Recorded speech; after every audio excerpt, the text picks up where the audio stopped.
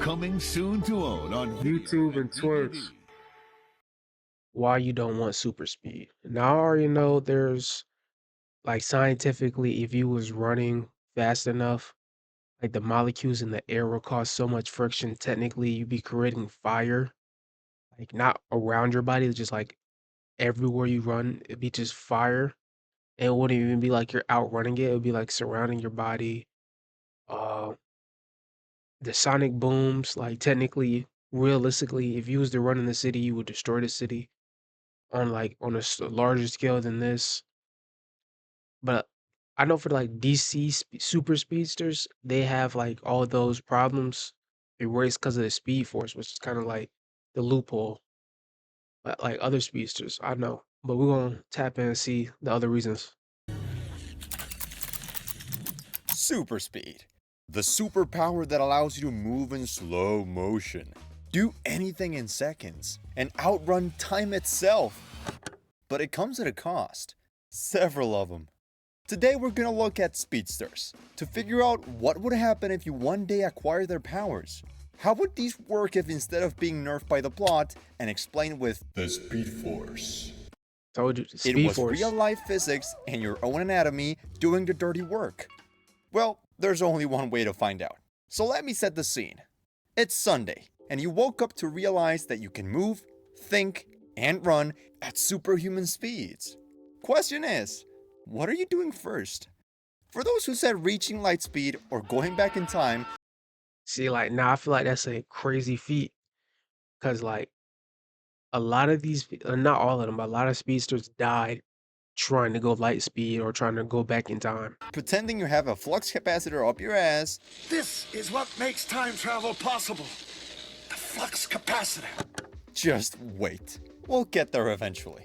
But for now, let's assume your first day went a bit slower.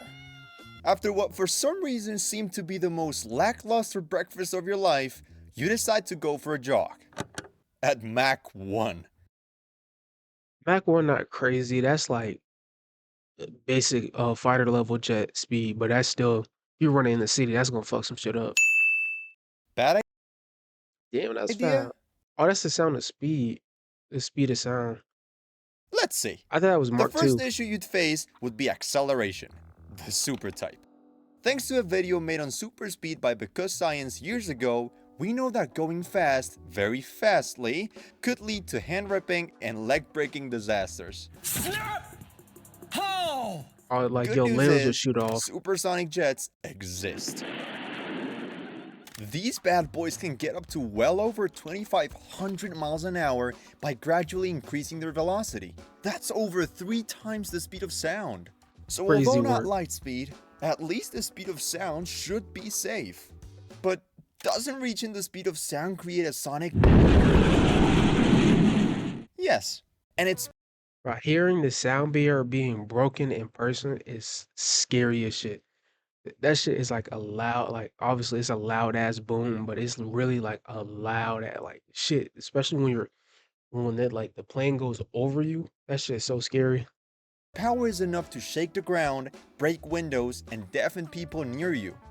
However, for the sake of this video and the fact that half of you couldn't care less about windows breaking, we're gonna let that one slide. No, fuck the Now, windows. where were we? It ain't Oh, my right. city.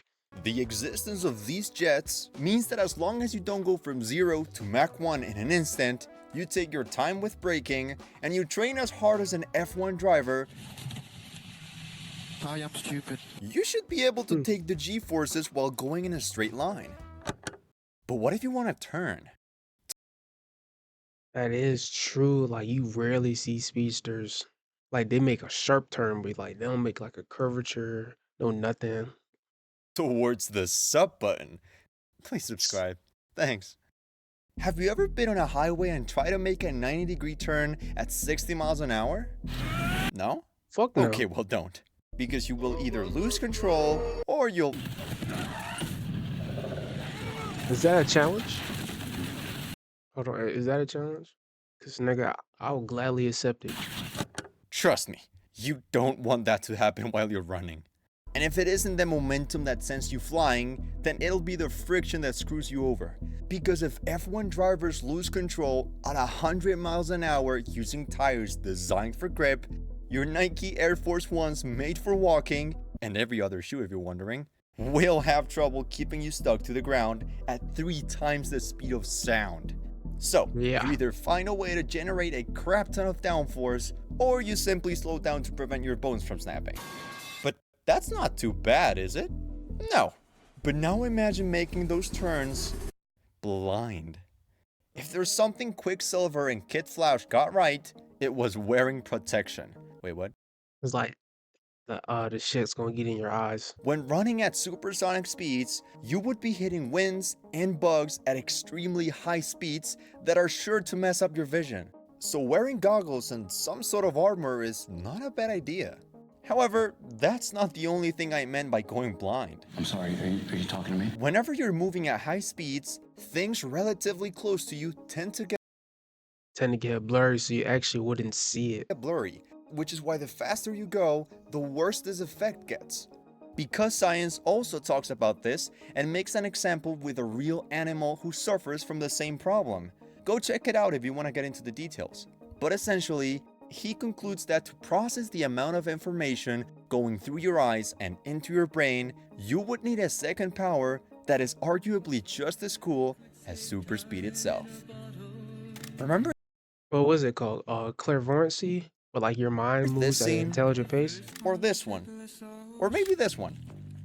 The only reason the speedster is able to see the world clearly and manipulate the elements around him is simply because his brain is able to take all of the information and process it at Ludicrous speed!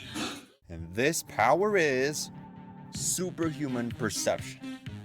The cool thing about this power is that it not only prevents you from becoming wall tortilla every time you run, but it also allows you to dodge bullets and have, I don't know, one of them didn't dodge a bullet. allegedly, enhanced reflexes. Since now it's not only your limbs that can move fast, but also your brain. You can't see things how I do. My perception is just as fast as I am. The briefest conversation with anyone seems like hours to me. It's agony. We've got a problem. If Which we is assume that torturous. your superhuman perception allows you to slow down your surroundings while you're moving at supersonic speeds, what happens when you're not? Speedsters can usually toggle this perception on and off at will, allowing them to experience time normally. But what if you couldn't? This Well, exactly what Red was just said, nigga. You gonna be experiencing shit in slow motion all the would time. mean that no matter what, every conversation would feel like hours have passed. Nothing would scare or surprise you anymore. And you would feel like you've lived 10 times longer than you did. Wait, what's that? What? The thing about living longer. What about it?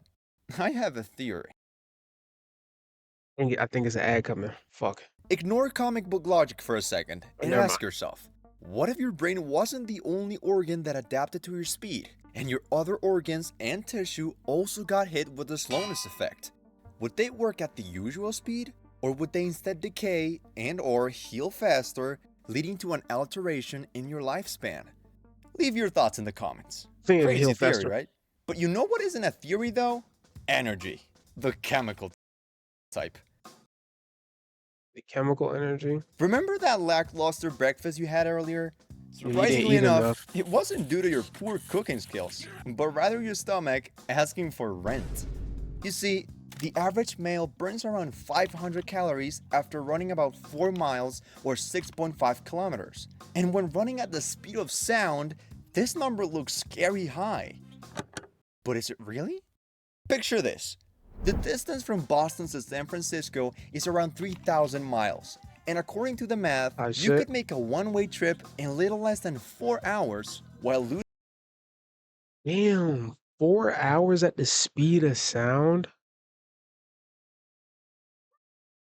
losing a total of 375,000 calories. And considering the daily recommended calorie intake is about 3,000 calories and that the average human isn't born with enough stamina to run for 3,000 miles, then you'd probably faint before reaching New York. Alright, that's bullshit. You probably run into something, but if you're moving that fast, I feel like you have enough stamina. However, that's a pretty long trip. What about a shorter one?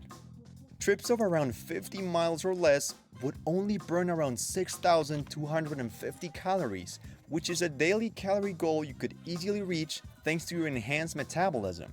On top of that, a 50-mile radius is enough to cover the entirety of New York, and you take 4 minutes at most to reach even the furthest points, meaning any shorter distance than that shouldn't take much of a toll on your body. But what if you wanted to go faster? What if you were bored of going supersonic, and you one day decided to reach light speed? You would disintegrate into nothing. Things are about to get so cool. Wait, did I say cool? Oh, my bad, I meant hot. Like, extremely hot. Have you ever seen how things entering Earth at insane speeds tend to burn up? Yeah. Well, now imagine this is you, but like 1,000 times hotter. There's two theories that explore Damn. this problem. The first one is proposed by Because Science, and he says that although friction ignites these iconic flames, it is adiabatic compression, adiabatic meaning no air can leave the system, what's gonna be responsible for cooking you alive. Why? Well, because the air pressure created right in front of you when you run at about 300 million meters per second can't leave the system. Therefore, it generates enough heat to melt you in place. But hey, Damn. maybe the other theory isn't that bad, right? I mean, if you consider that blowing up Earth is not that bad, then You will blow up Earth going light speed? sure. MatPat from Film Theory mentions the Coulomb barrier, which is a physics concept that explains how atoms cannot achieve fusion under normal circumstances. Unless you add a little speed. Extreme speeds of more than 44 million miles per hour are enough to break the Coulomb barrier. And since light speed is 15 times faster than that, then only one question remains. What does breaking the Coulomb barrier mean? Then again, So wait, that means since it's atoms and that means you're splitting multiple atoms at a time, so that's how it'll probably burn the Earth. if you want the numbers, go check MatPat's video.